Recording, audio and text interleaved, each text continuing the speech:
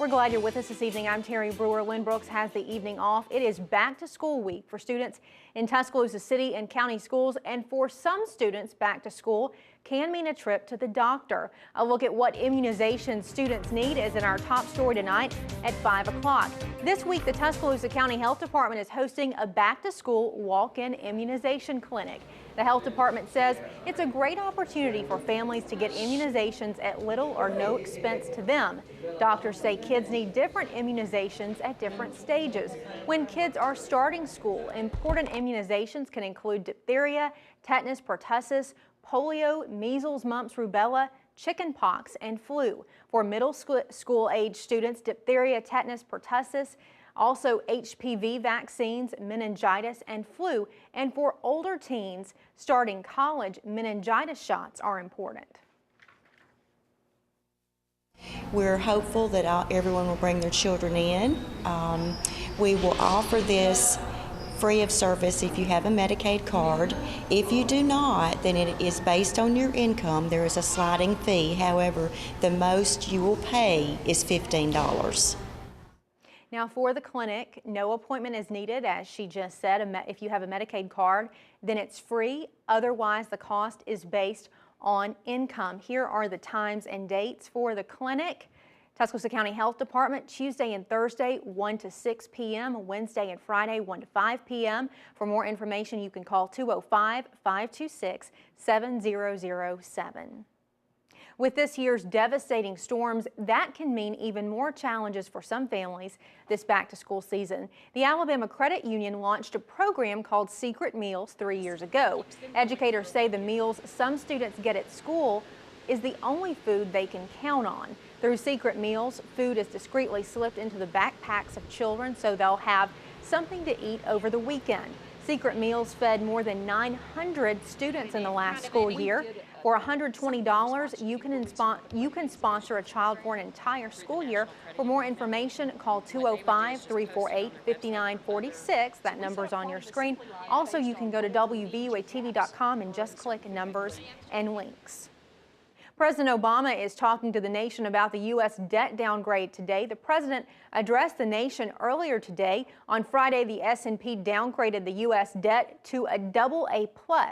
The downgrade set off a major sell-off on Wall Street today, with the Dow plunging more than 600 points. It landed below the 11,000 mark for the first time since November.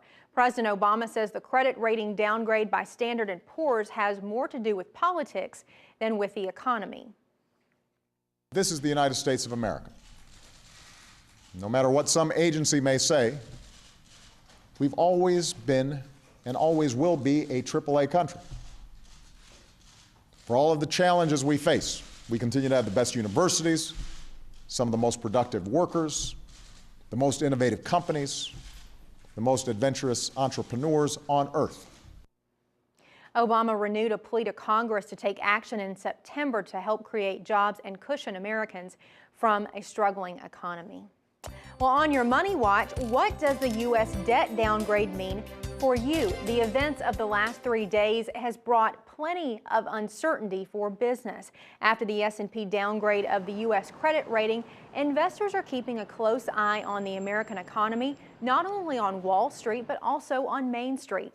Local investment manager Stephen Reinhardt says consumers may start spending less because of the credit downgrade, but he says people should not make drastic changes right now. Yes, there's 9.1% unemployment, but that also means there's 90.9% employed. And so keep on doing what you were doing. You know, if you go out once a week, keep going out once a week. Don't look at this as a second wave at the end of the world. Reinhardt also says even though he believes the economy is in good shape, shoppers may have to deal with higher prices at the store, especially for imported goods. Well, more fallout from the U.S. debt downgrade today. Fannie Mae and Freddie Mac were downgraded to AA today by the S&P. Fannie and Freddie were taken over by the government in 2008. The agencies fuel home sales by purchasing mortgages from banks. Right now, it is unsure what effect this will have on Fannie and Freddie's borrowing costs. In Montgomery, the jury in the state's gambling corruption trial wrapped up its 4th day of deliberations. The jury must decide the verdicts for the 9 defendants. They're accused of buying and selling votes on pro-gambling legislation. Some defense lawyers say they expect long deliberations because the case involves a lengthy indictment with 37 counts. The jury began deliberations late Friday and worked through the weekend. On trial are casino owner Milton McGregor, 2 of his lobbyists, 4 current or former state senators, a casino spokesman, and a former legislative bill writer.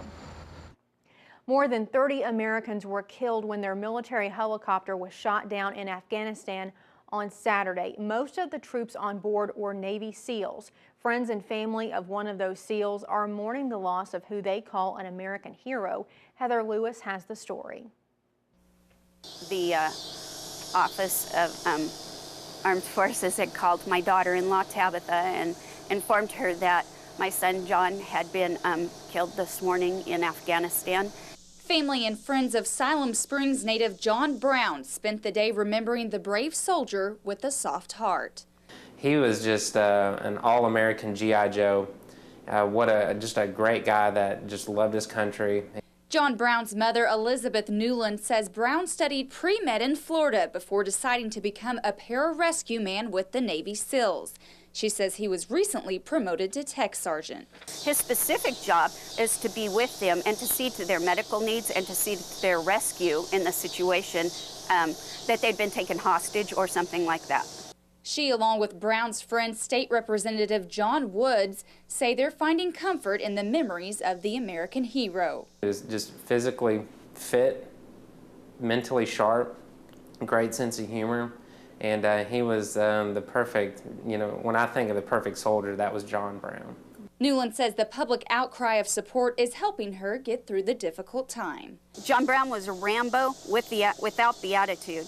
He was a humble healer in service to his country, a Special Forces medic on a mission in Afghanistan. He was brave but never arrogant, powerful but always gentle, a smart man who knew himself and chose his words carefully.